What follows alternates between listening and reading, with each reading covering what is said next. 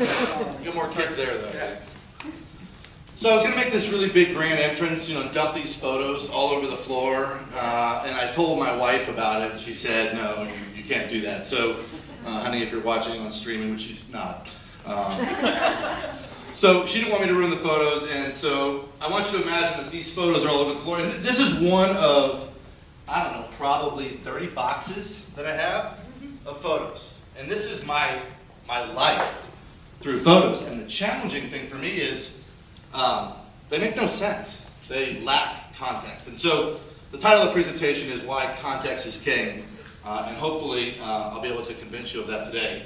My name is Josh Fleming. I'm the co-founder of BuyMe.com. We position ourselves as the timeline for the world, and we are a photo sharing site that allows people to crowdsource and define our world through tags, time, places, and people.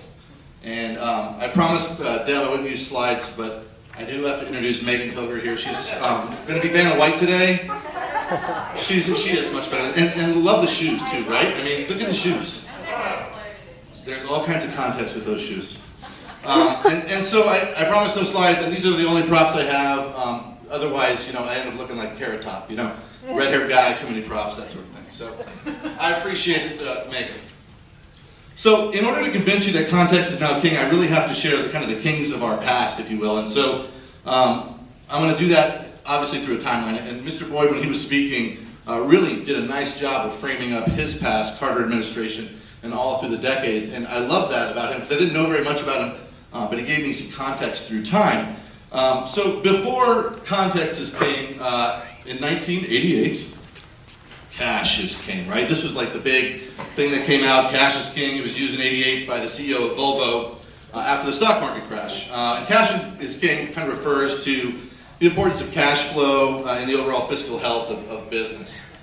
In 1995, unique visitors are king. So Al Gore invents the internet, right? And it leads to the commercialization of the web. So you have companies using different kinds of metrics to determine who was winning online, and the king of the day was truly measured by unique visitors. Megan, if you just want to throw those on the floor, feel free. You can add dramatic effect to this as much as you want.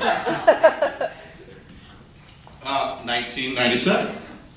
So in 1997, commenting is king, and often overlooked is a site called slashdot.org.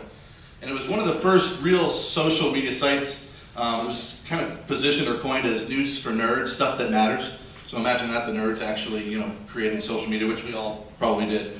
And in 1999, commenting is king, and now kind of funny. I don't know how many of you know or remember or actually go to fark.com, but it was the first real news site made up of contributors. So users could go on to fark.com, they could upload photos, people would greenlight them, other users would greenlight these these news stories.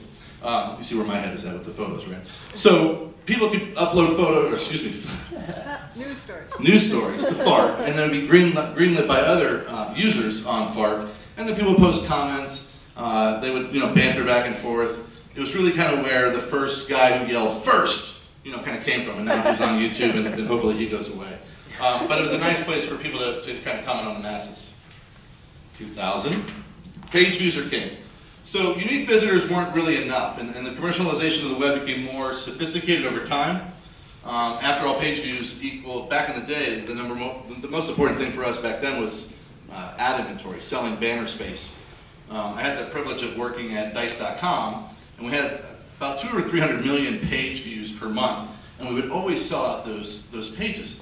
And the challenging thing for me was, how do I find ways to get more page views? How do I make you have to click somewhere extra? So I was kind of the guy that was messing up user interface at the time. But we were looking for ways to create more revenue, and we did that. And so we were always talking pages. In 2003, business connections are king. So LinkedIn launched in May 2003 as a business networking site. And they don't get a lot of credit, I don't think, in terms of being a social site, but it's exactly what they are. They started businesses networking between each other. Again, I think they kind of get overlooked, but they really kind of just stopped at a business networking site. And then in 2004, friends are king, right? Facebook reached 1 million users in less than 9 months. All of a sudden, connecting with friends, even random people from second grade, was now the thing to do. And so not just connecting with businesses like LinkedIn, but connecting with friends and family around the globe. And in 2004 still, yes, content became king. According to Technorati, in July 2003, there were 500,000 blogs. And by September 2004, just a little over a year later, that number of blogs had reached 4 million.